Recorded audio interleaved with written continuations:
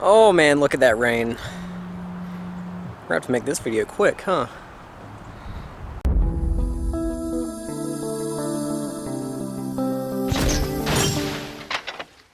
I did not make it out of the rain, but what I did get was enough flight footage to make this video. A while back, I made a video talking about BLHeli 32 and showed you a few of the ESCs that are compatible with it. And at that time, I gave you all the information that I had, but some more information has come out, so I'm here to share with you and also share with you some testing. Also in that video, I showed you how to use the BLHeli 32 suite and make the pass-through work, and that requires Betaflight 3.2.0 firmware. A lot of you guys have asked me, why isn't this working, why isn't that working, and this and that. You do have to realize that 3.2.0 is still in the nightly builds, beta testing, wherever you want to call it. There's going to be a lot of bugs in it, so just be aware of that. That's very normal, because if there weren't any bugs, it would be released to us by now. And then we could just download it through Betaflight itself and not have to go to a separate website. So there's going to be bugs. Now, as far as questions about the ESCs, that's what I'm here to show you. First up, current limiting. In the last video, I did say because I had 35 amp ESCs with presumably a 40 amp burst rating, I took 40 times 4, which gave me 160 amps, and that's why I set my current limiting to. That's actually wrong, and I hate spreading bad information, so I want to correct this now. I don't know what I was thinking. This actually goes by per ESC, so normally I would want to set the current limiting to 40 amps. With that explained, because everything still is in the testing phase and nothing's really officially released, I wanted to know what features are actually working and which ones are not working at this time. So in this flight footage, I set current limiting to 10 amps to see if current limiting is actually working and holding back. So here it is.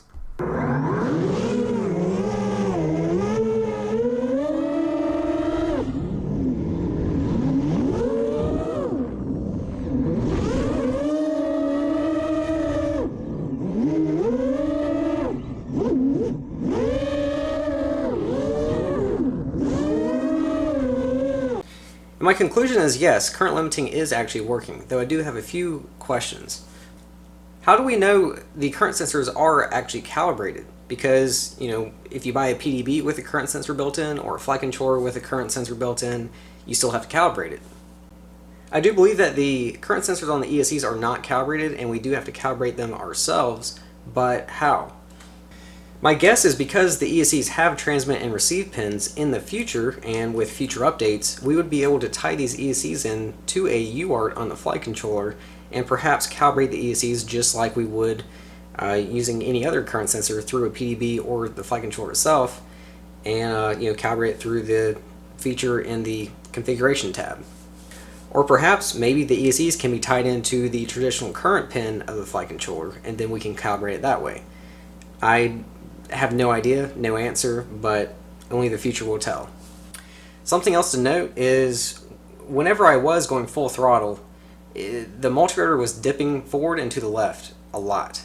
And that can be a symptom of a bad motor or ESC, but I know it's not because whenever I have it set to 40 amps, it doesn't do that. And I actually tune my PIDs with it set to 40 amps. So, and my guess is, this is just a hypothesis, I think that lowering it or even just changing it period does affect the PIDs, especially the I in the PIDs.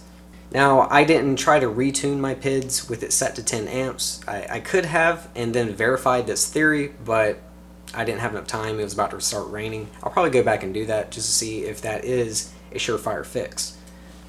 But regardless, what I can say is that current limiting is a very nice feature because this could potentially save our ESCs from frying themselves. I don't know if you guys have ever had ESCs catch on fire, like a ball of fire like I have, but it happens from time to time. So having this feature could save us money in the long run by not running through ESCs as often.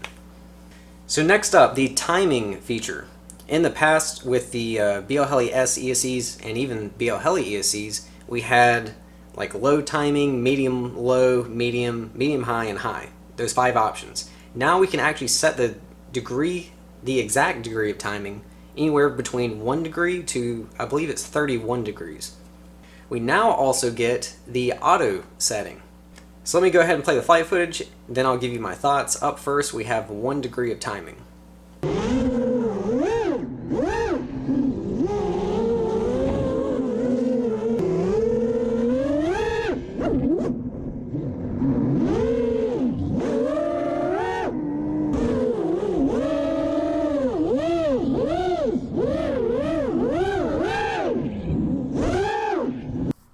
Here is the timing set to 31 degrees.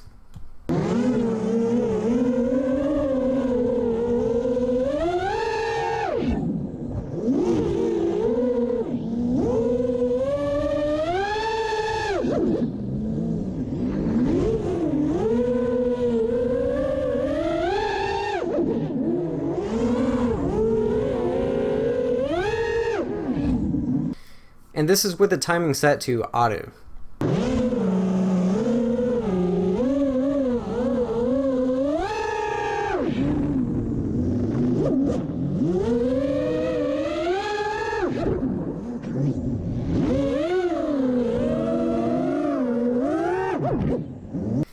My conclusion is that the timing feature does work, everywhere from 1 degree to 31 degrees and even the auto feature. Now I know someone's going to ask me, what do I use, what do I prefer? So let me first explain that the timing of these brushless motors in some ways are very similar to the timing of a gasoline automotive engine. Many guys believe, and this is just personal preference, I mean, it's kind of like the same argument between, is there a difference between 8K and 32K? But many guys say that with less motor timing, it's going to be more efficient, and also you will get less desyncs. Where if you advance the timing, you will get more power. And I say this can be related to automotive engines because with your economy cars that are trying to get the most miles to the gallon, the more efficiency, they generally have less timing or timing advance. Where with the sports car, they usually have more advanced timing for that more power. I can say that with 1 degree of timing, I don't know if you guys could see a difference, but I could feel a difference in power. The power just was not there with 1 degree of timing. But at the same time, you can over advance the timing, just like you can with an automotive gasoline engine. If you over advance the timing, you will actually lose performance. With the motor set to 31 degrees of timing, I did notice an increase in power over 1 degree, but for the past week, I've been flying with between 20 to 22 degrees of timing, and this isn't for everybody. This is going to depend on the motors that you use, but for my motors, I noticed I made max power between 20 and 22 degrees of timing. So now, what's the auto feature for? The auto feature is not going to give you the maximum performance, or it's not trying to make you go as fast as you can. From what I've read, and once again, this is just what I've read, and just my take on this, but the auto feature, I don't remember what it's calculating, but it's working with the DMAG and trying to give you the least amount of desyncs as possible, and which also means it's going for better efficiency, not power.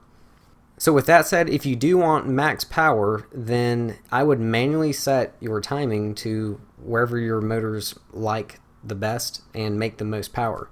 Now, for me personally, I will be using the auto feature or the auto setting because I mostly do freestyling.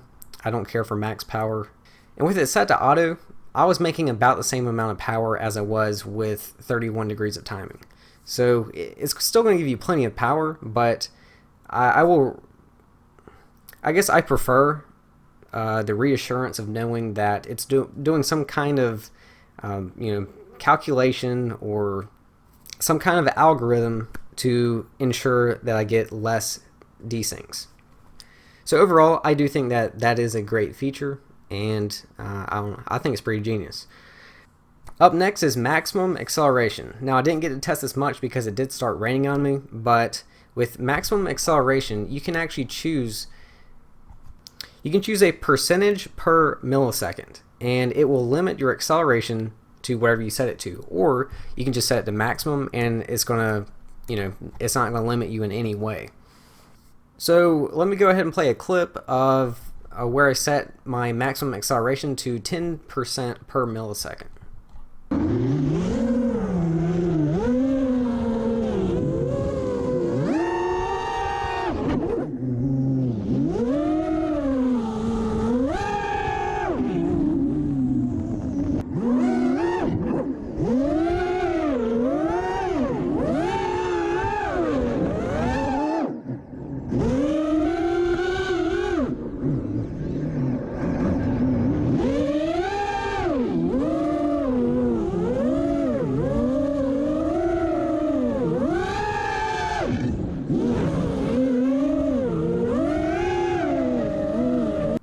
Once again, I can say that this feature is already working. We don't have to wait on some future firmware release.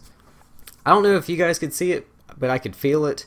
It's not like the current limiting feature, where current limiting is just limiting my max power overall all the time.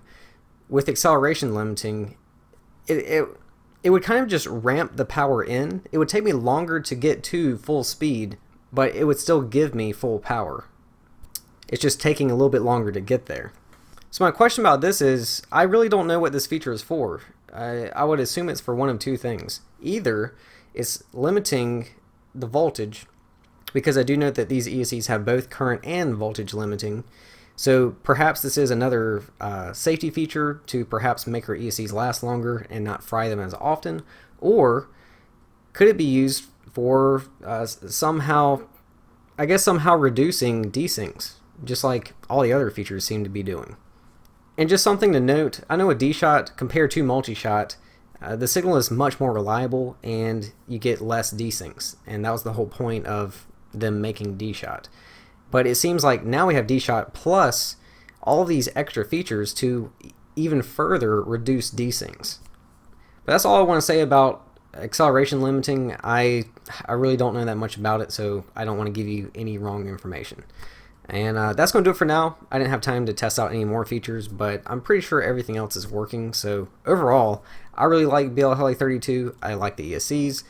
I want to keep flying these and see how often they fry. So far, I haven't fried a single one, where by now I probably would have fried at least one of any BLHeli S ESC with as much flying as I do.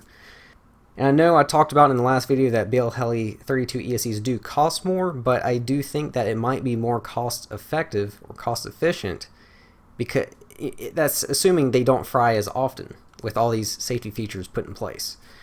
So I think that's pretty neat. And that's going to wrap up this video. Thanks for watching. I'll see you again soon.